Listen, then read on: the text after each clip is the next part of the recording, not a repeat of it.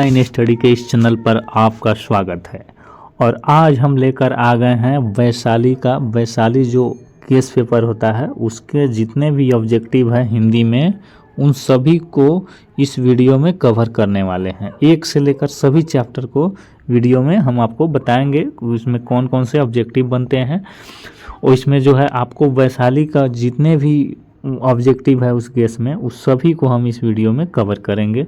तो चलिए हम पहले पार्ट से शुरू करते हैं। इसमें पहले पार्ट का क्या नाम है, बातचीत, यानी कि बालकृष्ण भट्ट उस पार्ट के लेखक हैं। तो सबसे पहले है पहला पार्ट है बातचीत, जिसके लेखक है बालकृष्ण भट्ट। ठीक है, उनका जन्म हुआ था 1844 में और मृत्यु हो गया था 1914 में। ये ऑब्जेक्टिव के लिए है। चलिए इसमें मेन जो ऑब्जेक्टिव है उसको हम बताते हैं और इसमें जो है अच्छे से इसको देखना है ताकि आपका एग्जाम में एक भी प्रश्न ना छूटे इस पार्ट से आए तो। ठीक है, चलिए पहला सवाल है कि बालकृष्ण भट्ट के पिता पेशे से क्या थे। तो बालकृष्ण भट्ट के पिताजी थे वो पेशे से एक व्यापारी थे। क्या थे? बालकृष्ण भट्ट के पिताजी पेशे से क्या थे? व्यापारी थे। ठीक है, चलिए दूसरा सवाल देखते हैं। दूसरा सवाल क्या है कि बातचीत शीर्षक निबंध के अनुसार रस का समुद्र किनकी बातचीत में उमड़ चला आता है। तो किनकी बातचीत में उमड़ चला आता है? तो दो हम सहेलियों की बातचीत में। जब दो हम सहेली आपस में बातचीत करते हैं तो सभी अपने मन की बातों को अपने सहेलियों के सामने खोल देते हैं। तो यही आंसर हो जाएगा। ठीक है, चलिए तीसरा है कि भट्ट निबंधमाला के लेखक कौन है। तो भट्ट निबंधमाला के जो लेखक है वो बालकृष्ण भट्ट है। कौन है? बालकृष्ण भट्ट है। ठीक है, चलिए जितने भी क्वेश्चन हैं सभी को ध्यान से देखना है ताकि आपका एक भी प्रश्न एग्जाम में ना छूटे। ठीक है, चलिए नेक्स्ट सवाल है कि बातचीत के माध्यम से बालकृष्ण भट्ट क्या बतलाना चाहते हैं। तो बातचीत के माध्यम से जो बालकृष्ण भट्ट है वो बातचीत की शैली को बतलाना चाहते हैं। क्या बतलाना चाहते हैं? बातचीत की शैली को। ठीक है, चलिए अगला सवाल है कि बातचीत साहित्य कौन सी विद्या है। तो बातचीत जो है ये कैसी विद्या है? तो ये एक निबंध है। बातचीत एक निबंध है जिसका लेखक है बालकृष्ण भट्ट। ठीक है, चलिए बालकृष्ण भट्ट को हिंदी का एडिशन और स्टील किसने कहा है। तो बालकृष्ण भट्ट को जो है हिंदी का एडिशन और स्टील किसने कहा? तो रामचंद्र शुक्ल ने कहा। किसने कहा? रामचंद्र शुक्ल ने। ठीक है, नेक्स्ट सवाल देखते हैं। अगला सवाल है कि बालकृष्ण भट्ट की रचना बातचीत क्या है। बालकृष्ण भट्ट की रचना बातचीत क्या है? तो बातचीत जो है एक ललित निबंध है। क्या है? एक ललित निबंध है। ठीक है, ये सभी वीवीआई प्रश्न है क्योंकि वैशाली में जो है सभी वीवीआई प्रश्न को ही दिया रहता है। ठीक है, तो आपके पास अगर गेस नहीं है तो इसको पढ़ लीजिए। चलिए और अच्छा से ध्यान दीजिए ताकि ऐसा इस पार्ट से जो एक भी क्वेश्चन आए एग्जाम में तो ना छूटे। ठीक है, चलिए बातचीत शीर्षक निबंध के अनुसार जो कुछ मवाद या धुआं जमा रहता है वह भाप बनकर निकल पड़ता है। कैसे? तो कैसे बनकर? तो बातचीत के जरिए।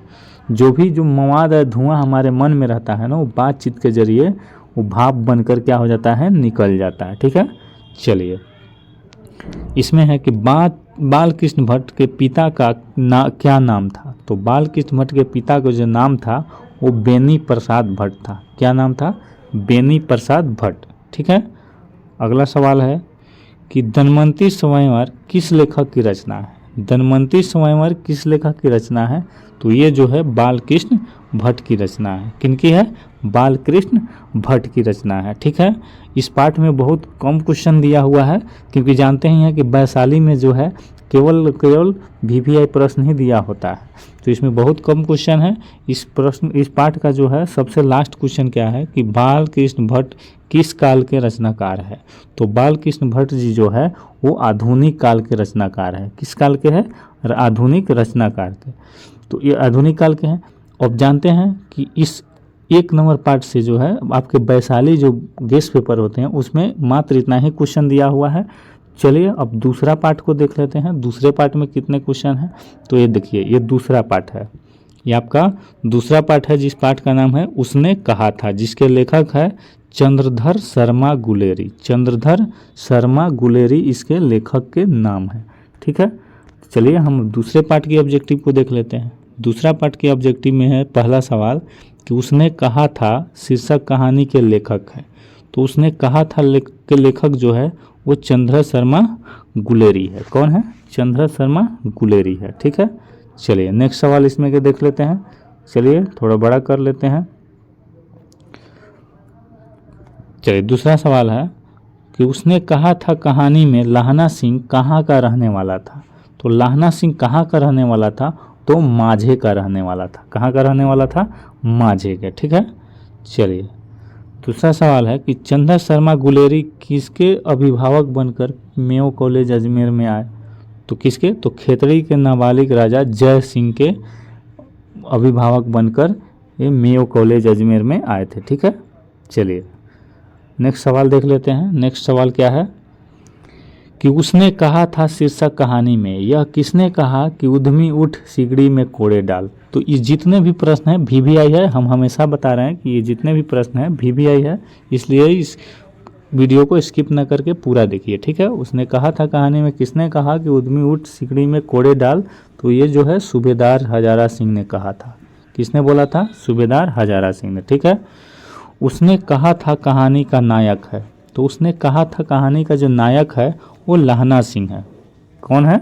लाहना सिंह। उसने कहा था कहानी का। और लाहना सिंह किस पद पर था? तो वो जमदार पद पर था। क्या? जमदार पद पर था। और उसका जर्सी नंबर कितना था? तो 77 नंबर था। उसके घर का नाम क्या था?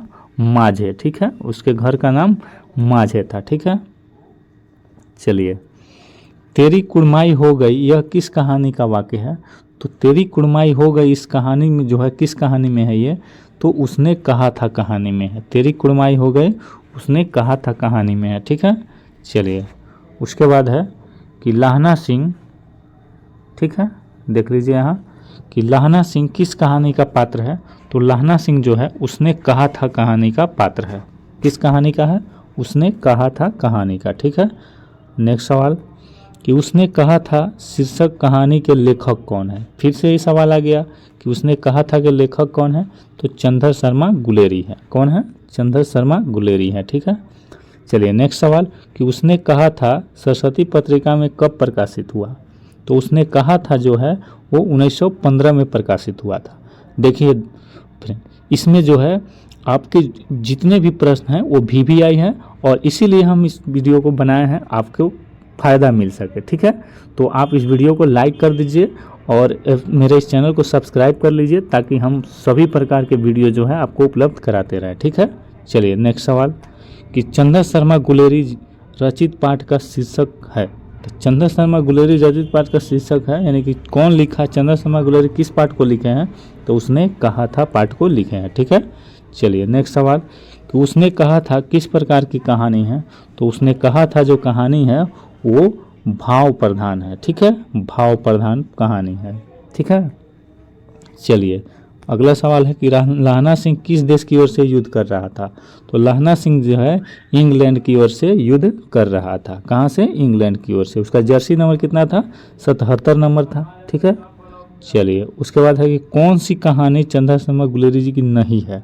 तो इसमें जो है तिरिश चंद्र शर्मा गुलेरी जी की नहीं है। नहीं तो बुद्ध, उसने कहा था बुद्ध का कांटा, ये सब उन्हीं का है। सुखमय जीवन उन्हीं का है। तिरिश जो है ये उनका नहीं है, ये उदय प्रकाश जी का है। उदय प्रकाश जी का है, इसलिए यही नहीं होगा। ठीक है, चलिए अगला है कि बिन फेरे घोड़ा बिगड़ता है और बिना लड़े सिपाही। यह पंक्ति किस कहानी में है। तो बिन फेरे घोड़ा बिगड़ता है बिना लड़े सिपाही, ये जो है उसने कहा था कहानी में बोला गया है। ठीक है, उसने कहा था कहानी में। ठीक है, ये सभी वैशाली पब्लिकेशन का ये सभी क्वेश्चन है। ठीक है, ये गेस जो है आपको मार्केट में मिलता है, लेकिन हम आपको उपलब्ध करा देते हैं ताकि आपको इसका फ़ायदा मिल सके। आप गेस नहीं भी खरीदे तो उसका फ़ायदा आपको सीधे डायरेक्ट मेरे इस वीडियो से मिल सके। ठीक है, चलिए इसमें भी 2 प्रश्न और बचे हुए हैं, 2 प्रश्न और हैं। इसके बाद तीसरा पार्ट आ जाएगा, क्योंकि जानते ही हैं इसमें बहुत कम क्वेश्चन देता है, बहुत कम क्वेश्चन आपको इसमें मिलता है, लेकिन सभी जो है वो VVI प्रश्न ही रहते हैं। ठीक है, चलिए उसने कहा था कहानी में किस शहर का चित्रण है। तो उसने कहा था कहानी में जो है वो अमृतसर शहर का चित्रण किया गया है। किस शहर का? अमृतसर शहर का। ठीक है, चलिए उसके बाद है कि जर्मन पलटन को किसने मार गिराया था। किसने मार गिराया था? तो लाहना सिंह ने मार गिराया था। किसने? लाहना सिंह ने। चलिए इस वीडियो को इतना ही पर स्टॉप करते हैं क्योंकि लंबा वीडियो हो जाएगा। फिर आपका मांग रहेगा तो आपके लिए हम तीसरा पार्ट, चौथा पार्ट इसी तरह सभी पार्ट का हम क्वेश्चन आंसर करा देंगे। तो आपको अगर चाहिए तो आप कमेंट में जवाब दीजिए, हम आपके लिए अगला वीडियो लेकर आएंगे। तब तक के लिए धन्यवाद।